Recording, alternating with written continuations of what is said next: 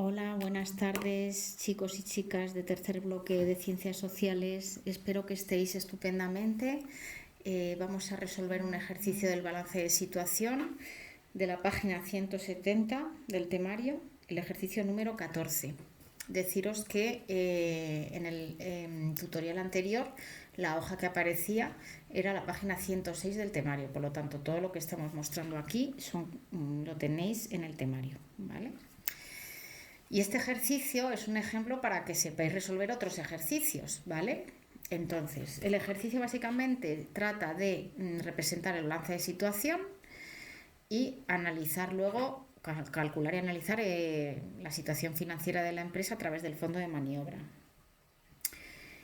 Hemos hecho la misma estructura, pero puesta en horizontal, la misma estructura que veíamos en el otro tutorial, y simplemente se trata de realizar el ejercicio que dice: la empresa Datos S.A. ofrece los siguientes conceptos valorados en unidades monetarias que provienen de la situación patrimonial a 31 de diciembre de 2015.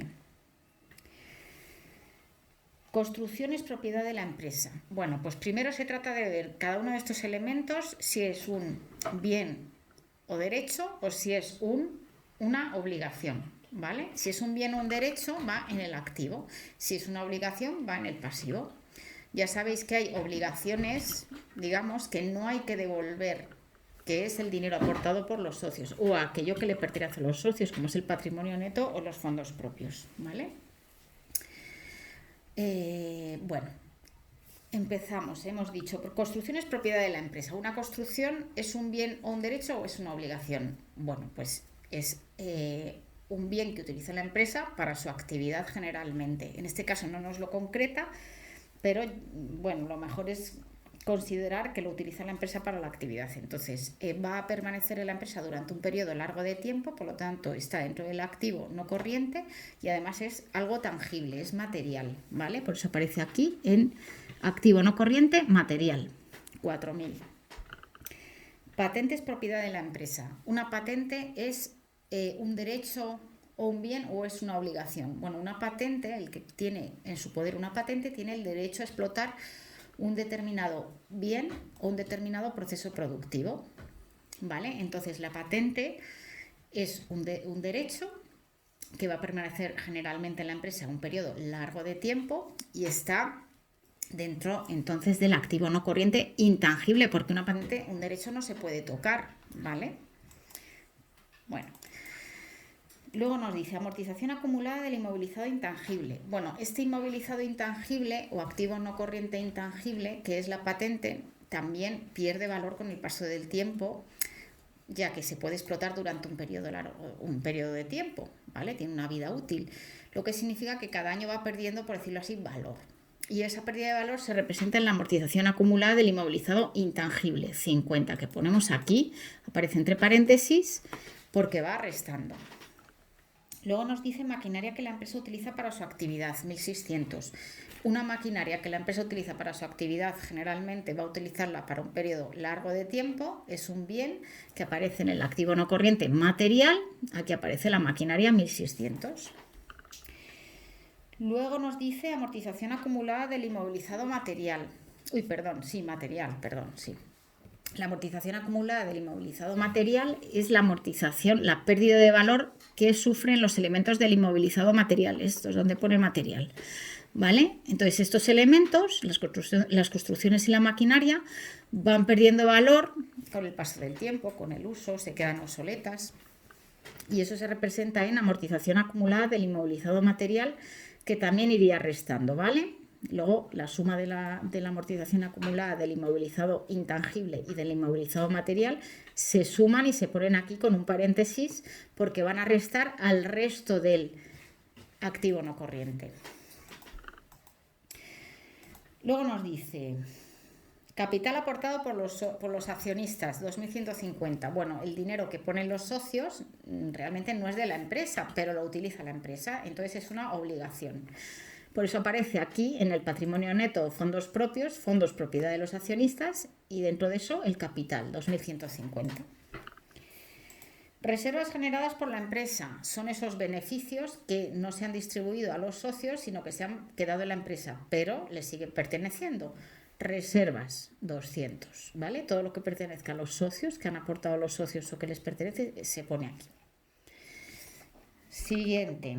Deudas con una entidad de crédito a devolver en 5 años. Bueno, pues las deudas son obligaciones de pago y además si se devuelven en 5 años se considera que es una deuda a largo plazo. Por eso va en el pasivo no corriente. Deudas 5 años, 2000.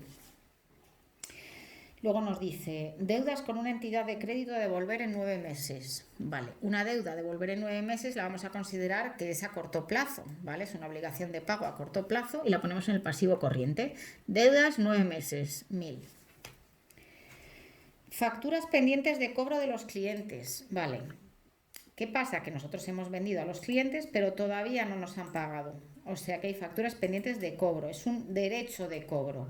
Un derecho de cobro donde irá en el activo, porque el activo son bienes y derechos, ¿vale? Mientras que el pasivo son obligaciones, pero cuando a ti tienes un derecho a que te pague un cliente, ¿vale? Un derecho a cobrar de un cliente es un activo, ¿vale?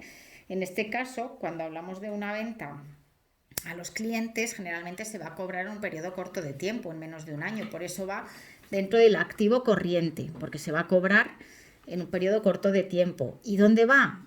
No son existencias ya, que ya las hemos vendido a los clientes, va dentro del realizable, que es ese dinero, más que ese dinero, ese derecho de cobro que se va a convertir en breve en dinero, en disponible. Entonces lo metemos en el realizable, por eso viene clientes, 1000.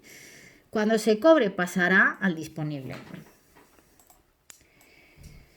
Facturas pendientes de pago a los proveedores, pues es lo mismo, pero al contrario, digamos, o sea, hemos comprado a los proveedores, pero no les hemos pagado todavía. Tenemos una obligación de pago y generalmente, claro, lógicamente va a ser a corto plazo. Les vamos a tener que pagar en un periodo corto de tiempo. Por eso está dentro del pasivo corriente. Proveedores, 100. Luego nos dice existencias, 600. Esas existencias pueden ser, por ejemplo, de mercaderías o de materias primas, que son esos bienes que o bien están disponibles para la venta o bien se van a utilizar para fabricar un determinado producto a corto plazo, por lo tanto están en existencias. A veces nos van a aparecer literalmente existencias y otras veces va a aparecer la palabra mercaderías, por ejemplo, ¿vale? Que os aparece aquí, existencias 600.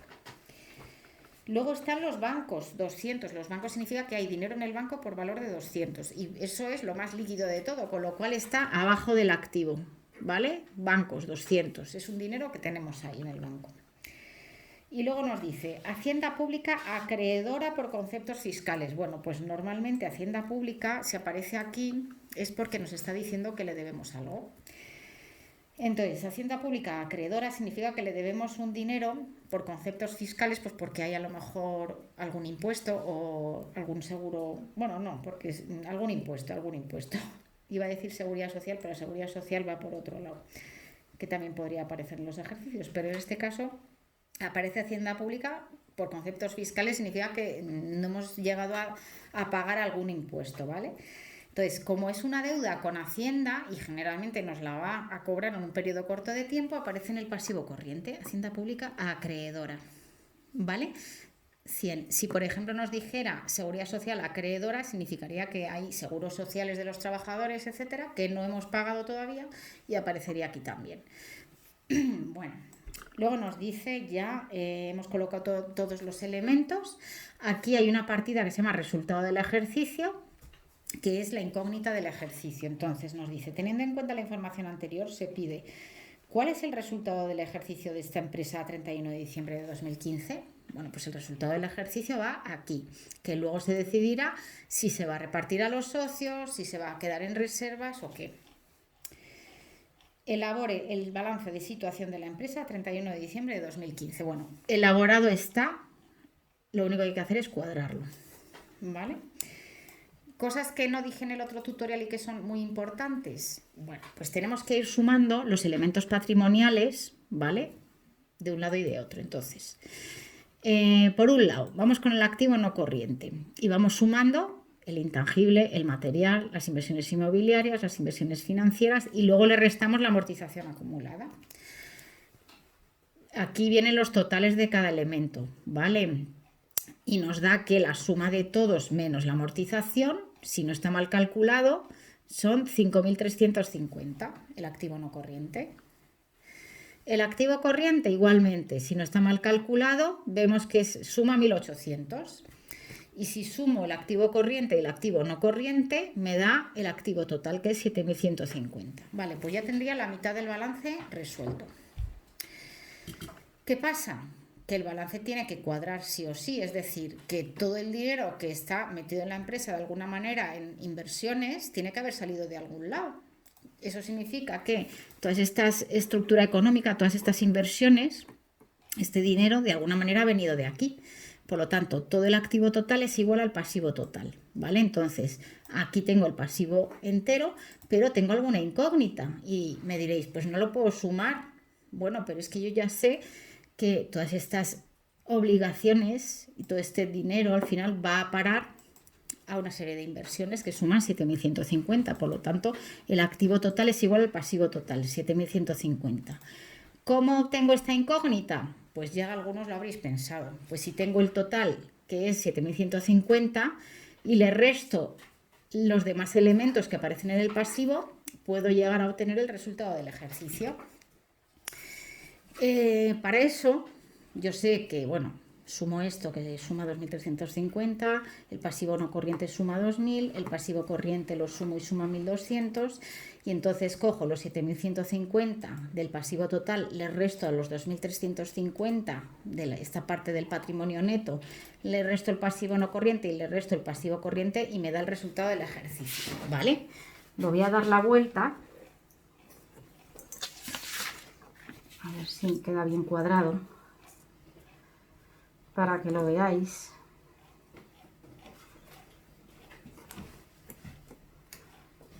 Vale. Voy a ver si está correcto. Bien. Entonces, el resultado del ejercicio es la operación que os acabo de decir y nos da 1.600. Bueno, pues esos 1.600 los metería dentro del balance, ¿vale? Y ya tendréis todo perfectamente calculado. Luego nos dice que calcule el fondo de maniobra o fondo de rotación, que es lo mismo, de la empresa, y explique la situación en que se encuentra.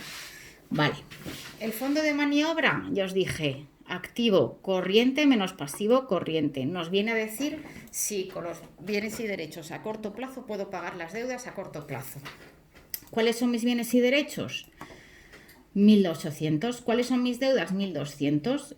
La diferencia son 600, es decir, que si el fondo de maniobra me da mayor que 0, hay estabilidad financiera. Con los bienes y derechos a corto plazo, activo corriente, puede pagar sus deudas a corto plazo, pasivo corriente, ¿vale? Pero en este ejercicio es así, ¿vale? Nos da positivo. Pero ¿y si nos diera negativo? Bueno, pues si nos diera negativo en otro ejercicio, si el fondo de maniobra da negativo, menor que 0, significa que hay inestabilidad financiera y peligro de suspensión de pagos. Con los bienes y derechos a corto plazo no puede pagar sus deudas a corto plazo. ¿Qué tendría que hacer? Pues intentar renegociar sus deudas a corto plazo para pasarlas a largo plazo de alguna manera y salvar esa situación, ¿vale? Pero este ejercicio nos dice que el fondo de maniobra es mayor que 0.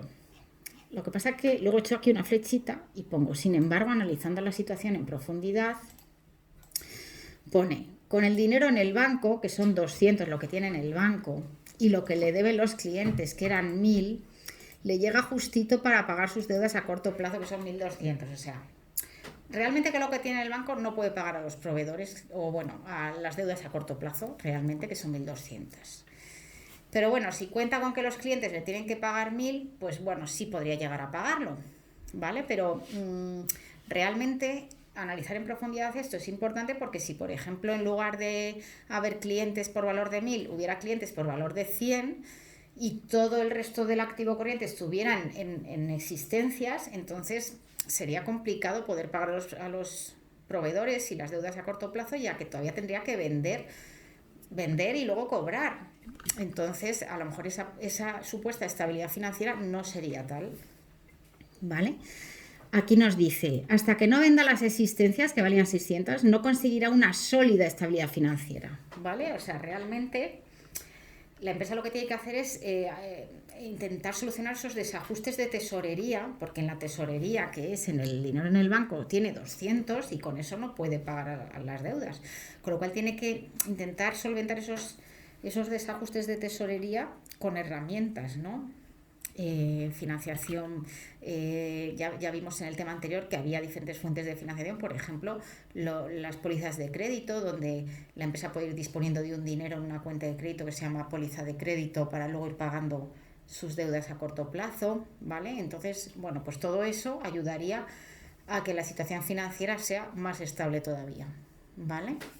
Entonces, bueno, con este ejercicio yo creo que tenéis bastante trabajo que hacer. De hecho, el fondo de maniobra viene explicado en la página 110 y 111, ¿vale? Bien explicado y además calculado de diferentes maneras, o sea que, pero bueno, yo lo he hecho de forma muy práctica, muy al fondo de la cuestión y de lo que se os va a pedir. Entonces, realmente en estos ejercicios del balance, aparte de resolverlo, el cálculo del fondo de maniobra es fundamental. Habrá otros ejercicios donde encontréis una serie de ratios que vienen a explicar algo muy parecido que el fondo de maniobra, que vienen en la página 111 y 112, ratio de liquidez, ratio de solvencia, ratio de garantía, que te vienen a decir lo mismo o muy parecido a lo que te dice el fondo de maniobra. Entonces, el fondo de maniobra, o sea, vais a tener que calcular esos ratios, pero bueno, vosotros miradlo, es simplemente una división, intentar seguir los pasos que vienen, que os dice, si tiene por encima de este valor, tiene estabilidad financiera, si no, no tal. Bueno, pues intentad seguir un poco las instrucciones que os van dando los apuntes para resolver los ejercicios, pero realmente tenéis ya mucho ganado con todos estos tutoriales. Aparte de eso, hay otra serie de tutoriales que os voy a adjuntar en un archivo que os mandaré, pues ya creo que a finales de la Semana Santa, ¿vale? Para que ya os podáis poner a mirarlo, escucharlo y utilizar todas las herramientas que podáis para sacar adelante los ejercicios del balance de situación, que son muy importantes para vuestra nota de la tercera evaluación y muy importantes para quien vaya a selectividad, ¿vale? Bueno, cuidaros mucho y un abrazo muy fuerte.